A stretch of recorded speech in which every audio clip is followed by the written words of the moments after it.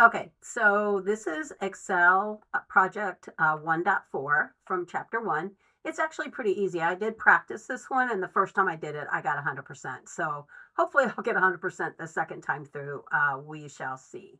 So to start off with, I've already opened up my worksheet, so our workbook, it's called. So there's only like 12 instructions for this, so it should be pretty quick and easy.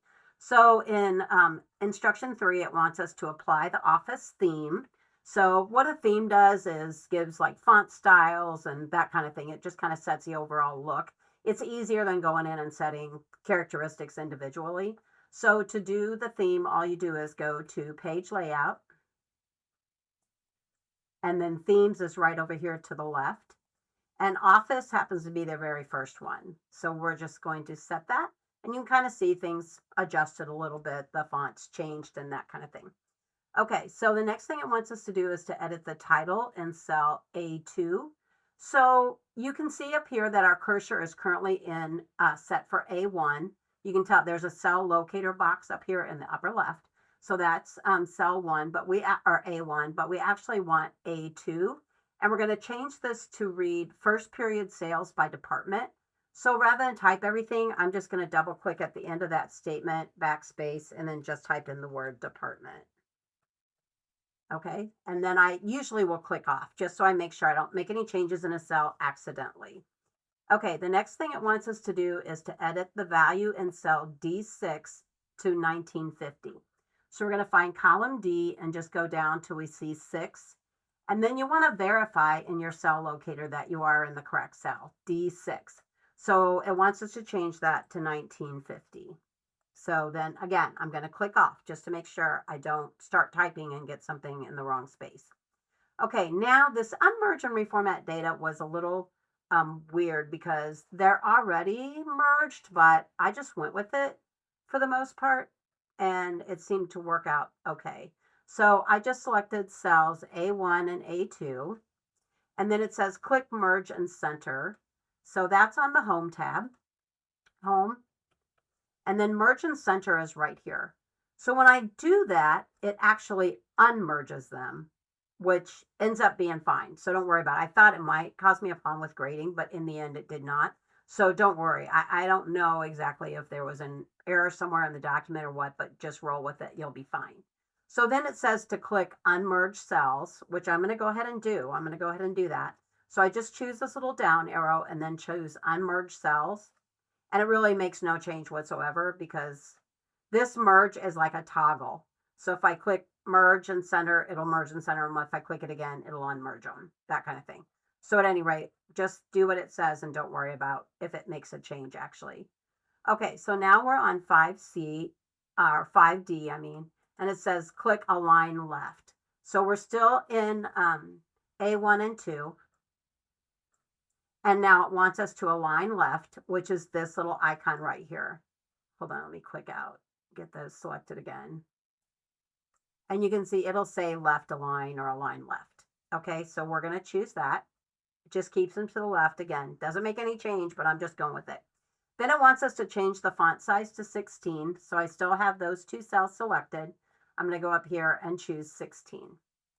And then it says to set the row height to 24. So we're going to go over here into the cells group and choose format and then row height. And we're putting a specific number, so we don't want to auto fit. We want to type in our 24 and either click OK or click enter and you're okay. All right, so that's got all of instruction 5 done. On to 6. This is using the fill handle. So we're going to select B3. So I'm in B3 is January. And the fill handle, it will like automatically populate cells for us according to a certain series.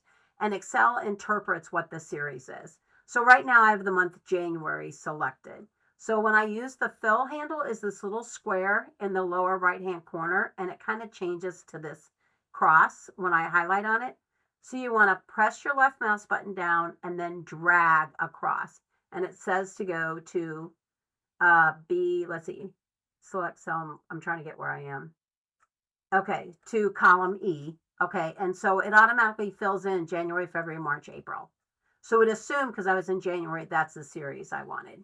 Okay, so that's kind of a convenience, but sometimes it can be a little bit of a hassle. Okay, now it wants us to auto fit columns C through E. So I'm going to go up here and choose at the top the whole column. And now we're going to go back over to that little format button in the cells group, and we're going to choose auto fit column width. And it will automatically fit it to the longest item, the longest cell that's populated. So it automatically does that for you.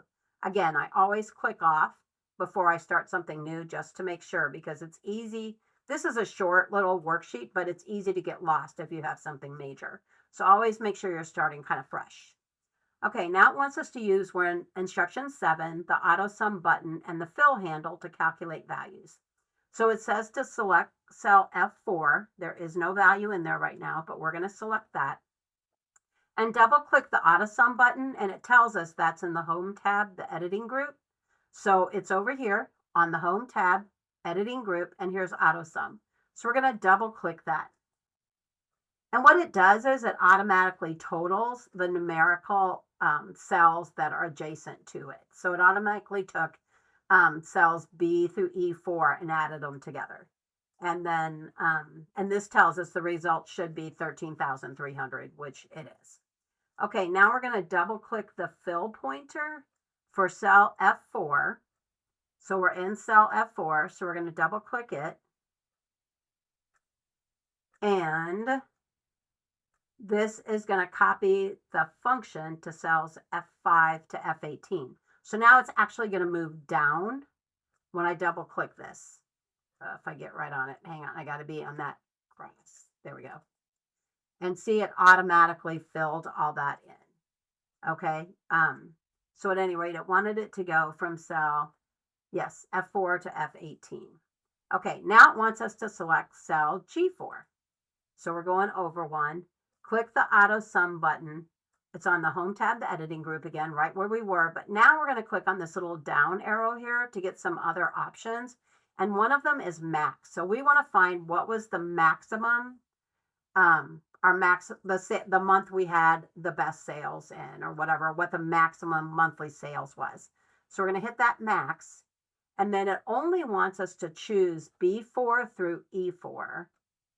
So we're not going to choose F. F is a total, so we don't want to include that in there. We only want these one monthly totals, single monthly totals, and then we're going to hit enter. You can see here it says B4 through E4, hit enter, and now we can see it chose 3,800, which out of those three columns, 3,800 is the largest number. That's what it wants. Okay, so now it says we want to click and drag to select cells. Okay, press enter, do not include the total. Okay.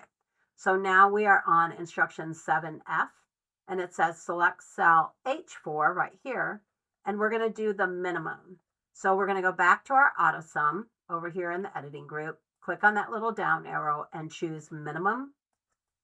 And again, we only want the single monthly totals in there. So you only want B4 through E4. And yep. And we're going to do that, and 2,600, which is right. That's the smallest number out of those three. Okay, now we're going to select cells G4 and H4. So these two are min and our max. And we're going to double click the pointer at cell H4. So we're going to go here, double click that. Okay, and what that does is does the min and the max for every month. Okay, now, we want to delete the contents of cells G18 and H18. So we don't need these zeros in there. So we're going to, I'm sorry. See, that's what I mean about making sure you're in a fresh cell. We're going to take those out and delete. So we're going to delete those. Just highlight them and delete them. Then again, I'm going to click off. It's just a habit I formed. I highly recommend it. Okay, now we are going to select cell B18. And I'm on instruction 7I now, B18. So we're all the way over here in this total column. And we're going to, let me make sure I'm right, click the auto sum button again on the home tab. We're just going to click it once, it looks like. Yep, and then accept the suggested range. So Excel is assuming we want B4 through B17, and that's correct. So we're going to keep that. We're just going to hit enter, and it automatically totals that for us. Okay, and then you can see it automatically fulfilled this total as well. There's a formula in here that adds these columns. That's what we did when we did all this, filling and all that up there earlier. So it automatically populates that one. Okay, so now we want to click on this in B18. We're going to go to our fill handle again, and we're going to drag it across to F18 so we get these totals as well. Now, these little ice column railroad tracks, now I guess the term is hashtags. Everybody uses hashtags. Those just mean that the column's not wide enough to display the data. So now it's telling us to auto-fit columns that do not display the data. So we're going to go ahead and I guess we can just highlight this or whatever, and then go up to format and do auto-fit column width, and then it will show our data. So that's all it meant. It just wasn't wide enough. But anytime you turn in something for an assignment, you want to make sure that you have no hashtags in your cells, because that's an issue. Okay. All right. So now we are going to instruction 8. Select cells B4 through H18. So I'm going to B4. And now I can go all the way across to H and all the way down to 18. And I'm going to click the accounting number format. This is our number group, and this is our format, kind of shortcuts to the format. And so we're going to choose accounting. Now you can see I've got all kinds of hashtags in here. I'm going to go ahead and correct that. It just bugs me, and go to auto fit column width. And then that takes care of it. Okay, but I also want to decrease the decimal 2 times in these cells. So I'm going to go up here, and you can see there's a little symbol here that says decrease decimal. Increase or decrease. So we're going to decrease it 2 times. So basically, we're not going to have any cents showing in our spreadsheet, which is fine. Okay, now we want to select cells B5 through H17. So we're going to start down here, B5 through H17. Okay. Yeah, B5 through H17. I just want to make sure why we weren't including that top one. I'm not exactly sure why, but anyway, I'm going with it. And press Control 1, and that's just a keyboard shortcut to open up this box. So it's explaining to us, we want to click on the number tab, which we are on right here. And then it says we're on a custom because we decreased the decimals. So we want to go ahead and select accounting here. And then in the symbol box, we want to select none. Oh, that's why. We only want $ in the first row and the last row. They said that's common. So that's why we didn't choose B4. So anyway, I thought there was probably a reason, but that's why. Then when you're done with that, you can just click OK. So now we don't have $ showing all over the place, which would be a little bit distracting. So now we're on 8H, which is format cells A3 to H3. Okay, so A3 to H3, which is our header column, our header row right here.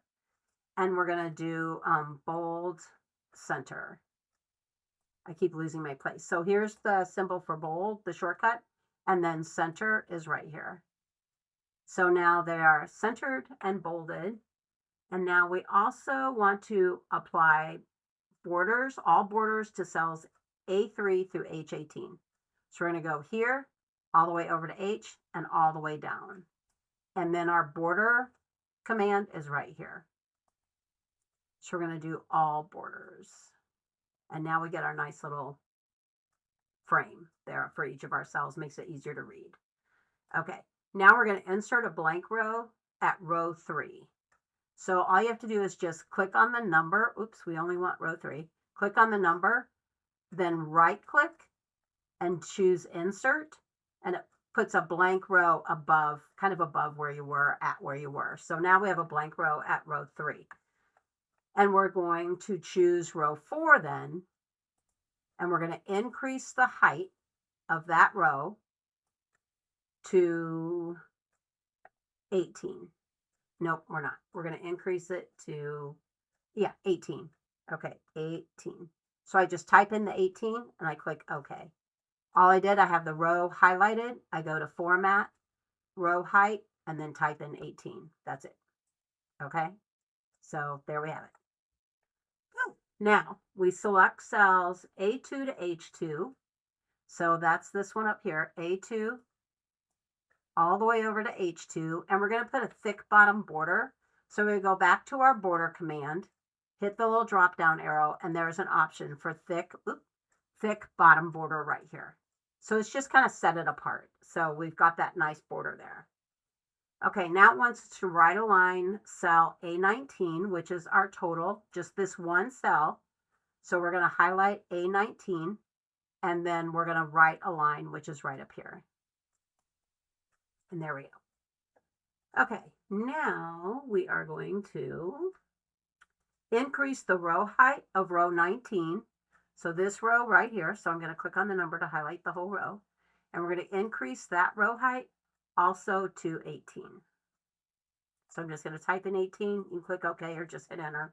It all works. Okay, now we're going to select cells A4 to H4. So again, our header row right here, A4 to H4. And we're going to apply a background color. And that's this little paint bucket right here. So we're going to go there, and I think it's this one right here. Yep, light gray background 2. It's just the third one over at the top. As the fill color, so that gives us that fill color, so really sets the header row apart. Okay, it says to auto fit column widths if needed. If you want to do that for your whole worksheet, you just have to go up and kind of click in this little spot up here that's to the left of the A and above the 1, and it highlights the entire worksheet. And then you can do auto fit column width. Okay, and it was a good thing we did that because our headings were not really auto fit in there. So you always want to make sure that you do that. Okay, now we're to instruction 9. We're going to insert a footer and scale the data to print. So we're going to click Insert tab right here. And then we're going to go footer, header and footer right here. And then our view changes so that we're actually looking at a header sections and that kind of thing. And since we want to deal with the footer, we're going to click this command here that says go to footer. And it's going to take us, you don't see anything. It's fine. Where you're at is fine. Okay, but in the footer, in the left footer section, which is actually this section, we want to put the sheet name. We're not going to type that in. We're going to use a placeholder so that if we happen to change our sheet name, this footer will automatically update. So we go up here in the header and footer elements, we see there is an option for sheet name. So we're just going to choose that, and it's just a placeholder, but your sheet name will automatically go in there. And then in the right footer section, which is over here to the right, as it said, we're going to put the file name. Same thing up here. There's an option for file name, and that's going to go in there. Okay. Now it says to click a worksheet cell and return to normal view. So there we are. We go to view, and then we're going to click on normal. So we get back to where we were. You might have to scroll up a little. We were at the footer, so you're going to go up and down. You won't see the header or footer when you're in your worksheet. You'll see it when you go to print preview. So we'll look at that in a little bit. We're almost there. Okay, so now we want to open print preview. Here we are, and we're going to scale it. So print preview is in the backstage view.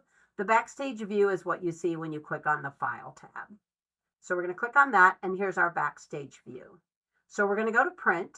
So we see a preview of it, and you can see our footer is right down here. Okay, so our file name, which is what SimNet assigned to it, and then our sheet name is first period. That's what appears in a little tab at the end. And then it says we want to scale the worksheet to fit on a single page. And that's right down here where it says no scaling, but we're going to change fit on one page right there. So that just kind of squeezes everything in rather than messing with margins or column widths or things like that. It will just automatically shrink things. Now, this doesn't always work. Sometimes your data will be unreadable, but in this case, we're okay. Now we're going to put in some document properties, and you guys did this in Word, but it's under info here in the backstage view. And we're going to add a title, which is going to be sales by department.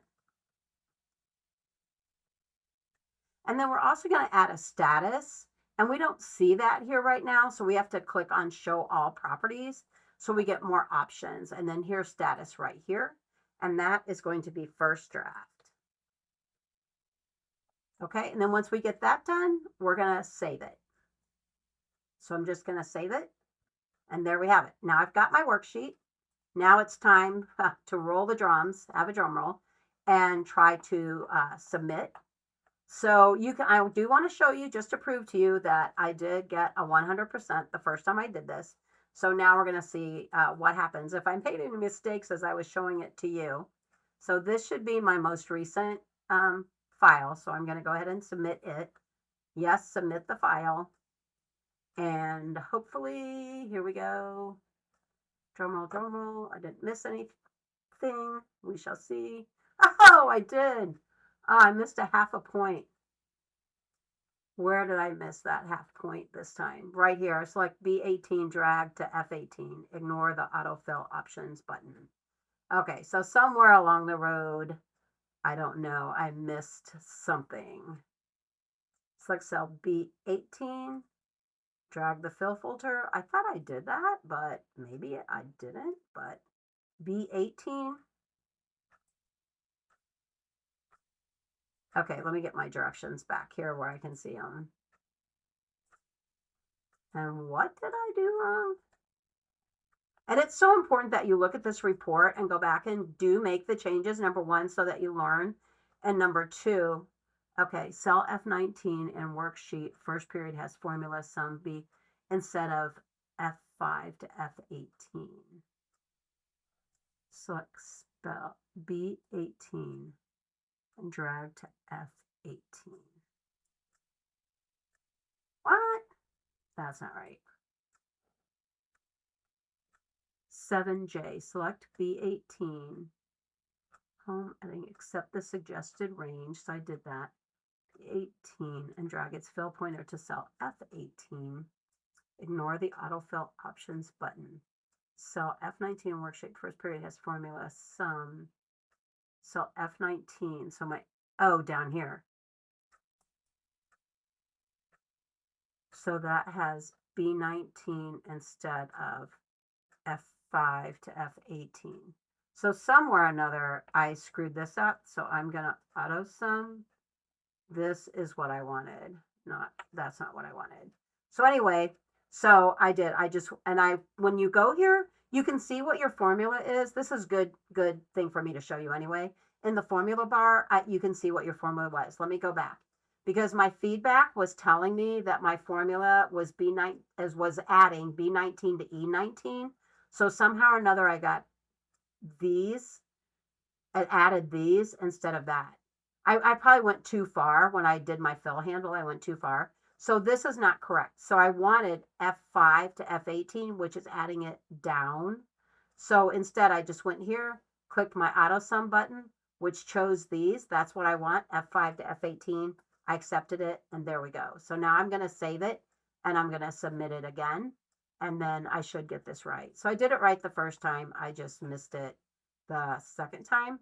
But that's why you should go back always and double check and make sure that you learn from it and you know what you did. And especially when you're with worksheets and numbers, that's kind of important. So I'm fairly confident this time, but Lord only knows. Ah, my gosh almighty. I'm still missing a point.